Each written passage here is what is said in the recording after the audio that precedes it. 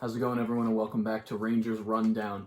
A disappointing evening for the Rangers as they went into Los Angeles at 10:30 p.m., a very late night, and they seemingly forget how to forecheck.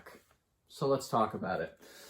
Gallant, Reeves, Gauthier, Shesterkin, Goudreau, all of them in COVID protocol, so we are missing 4 players, plus the head coach, plus Hunt has an upper body injury. So this lineup is by no means complete. The fourth line is essentially plucked straight from the Wolfpack, although they were not the worst line on the ice last night.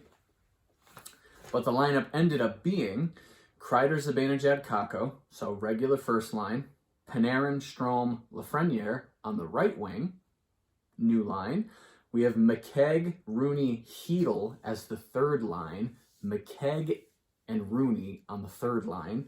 And then a fourth line of Gettinger, Barron, and Brodzinski. Lindgren, Fox, Miller, Trouba, Nemeth, Tenorti as the bottom D pair. Nemeth is back from whatever was causing him to be out of the lineup. We don't know. We can only speculate, but we won't do that. Nemeth, Tenorti. I would honestly rather see Lundqvist Jones.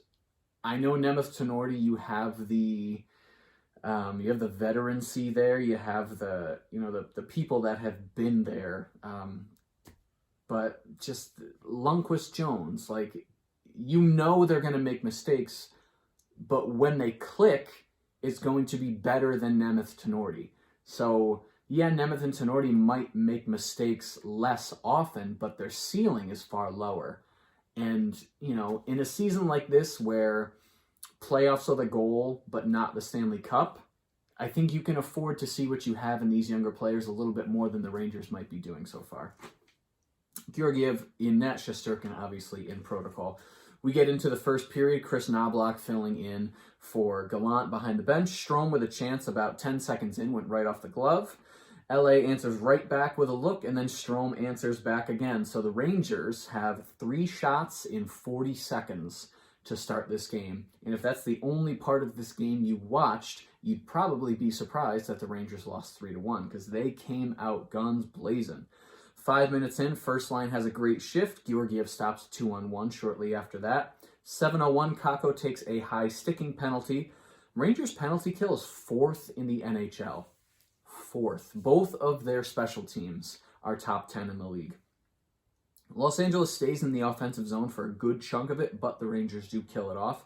That would be a common theme throughout this game. 9:59, Roy takes a tripping penalty. Power play for the Rangers, 9th in the NHL. So again, top 10 in both special teams, which is what you want to see. Kempe had a shorthanded shot. Rangers' first minute, not good. And the second minute of the power play, not much better. So for a power play 9th in the NHL, it did struggle tonight. Teams trading forechecks that go nowhere. Just over 2 minutes left, Georgiev makes a good save. And then at 18:22, LA takes a too-many-men penalty. They get another shorthanded chance on that penalty kill, though. Rangers passing just a little bit off that night. It was Panarin's first game back in the lineup, and he did seem off the entire game. But the Rangers as a whole, they couldn't really find their footing. The passes were a little off. I mean, to LA's credit, they did stymie the Rangers offense pretty well, although the Rangers also seemed off. So both of those factors contributing to the lack of forecheck. The Rangers start the second period with 22 seconds of power play. At the end of one period, shots 13-6 in favor of Los Angeles. We get into the second period, and 55 seconds in, Danault scores a goal to make it 1-0 LA. Miller, bad pass in the neutral zone, leads to a shot, and Danault finds the rebound, able to tuck it away.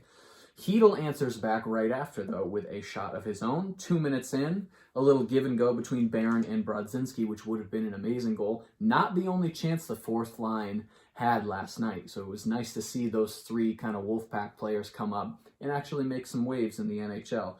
But at 3:41, Lizotte would score a goal, putting the Kings up 2-0. Sharp angle shot goes off of Georgiev's chest. Lizotte finds the rebound. He puts it in. 5 minutes in, Rooney, strong move to the net, and Hedl has a rebound chance. He has been kind of snake-bitten over the past games. He got an assist last game, and that was his first point in 9 games. So Hedl not really producing as much as we hoped he would. Rangers giving up way too many good chances, losing board battles. Forecheck doesn't really go anywhere. That's just pretty much the rest of the game for them. 8 minutes into this period, Strome has a chance in the slot from a Panarin pass, but he doesn't bury it. Shortly after, Lindgren has a deflection chance, and then about halfway through the period, Doughty has a big hit on Hedl, which probably didn't help.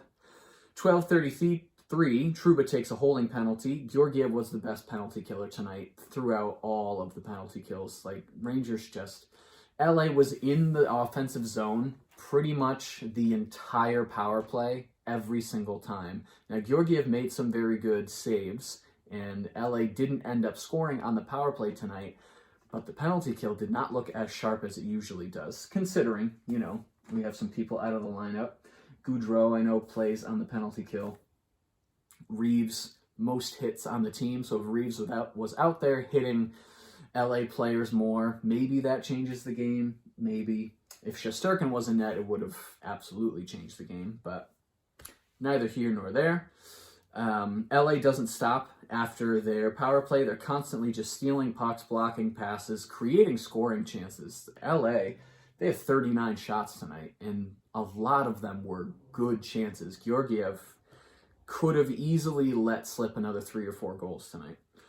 Rooney makes a good forecheck play late in the period. Hopefully, we would have thought that it could have led to some offense in the third period, but it did not. Shots 18-9 in favor of LA. Rangers just not controlling the puck well, giving up way too many chances. Third period, LA comes out strong again. Rangers can't seem to find their footing. When the forecheck does work, when it rarely works for the Rangers, they get one shot, LA takes it, brings it right out the zone again. There's no cycling, there's no setting anything up, there's no extended offensive pressure. After 11 and a half minutes of watching the Rangers forecheck die on the table, 11:27, Zibanejad finally gets the Rangers on the board with a very nice deflection goal over the pads of Peterson. 13:01, Lafreniere takes a tripping penalty, and LA stayed in the zone, again, pretty much the entire time with good chances, but the Rangers end up fighting it off. 4.5 minutes left. Strome has a chance off of a good Panarin pass. Brodzinski has a chance in front as well. They pull Georgiev with 2 minutes left, and at 18:43, Kempe scores an empty net goal. It was a clear from the Rangers zone, so he puts it in from like 150 feet. And it's the first empty net goal against the Rangers this season. There you go. Had to happen at some point. Rangers keep pushing 6-on-5. There's a Strome chance in the final minute, but the game does end 3-1 in favor of LA. At the end of the game, shots 23-39 in favor of LA. Face-off 60.8% for the Rangers. Rangers did very well in the face-off dot, including Barron, who did very well in the face-off dot.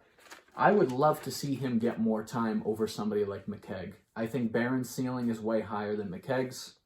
When the lineup is fully healthy, I wouldn't mind if Barron stuck around. Power play went 0 for 2, hits 25-24 in favor of the Rangers, blocks 15-12 also in favor of the Rangers. The trivia question of the evening, who holds the Rangers record for hat tricks by a defenseman? Like always, I did not know the answer, but apparently it was Brad Park, who had 3 hat tricks as a defenseman. It's pretty good.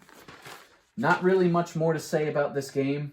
It was a late night. Rangers have 4 players in protocol, 1 injured. Their 4th line is essentially from the AHL. The Kings, say what you want about them. Are they a fantastic team? No. Are they a bad team? No. They have good young talent, and Peterson's been playing pretty well for them lately, so Rangers just couldn't create the offense that they needed in order to win this game. Short-term memory, we move forward to Thursday, where they go into San Jose for the 2nd time this season. Playing San Jose for the 2nd time this season, first in California. But we'll see if they can do some damage against them. They've been on this win one, lose one, win one, lose one, so hopefully that means they win one in San Jose on Thursday evening. If you enjoyed this video and you'd like to see more videos like it, be sure to hit the subscribe button. Thank you so much for watching. I will see you in the next rundown.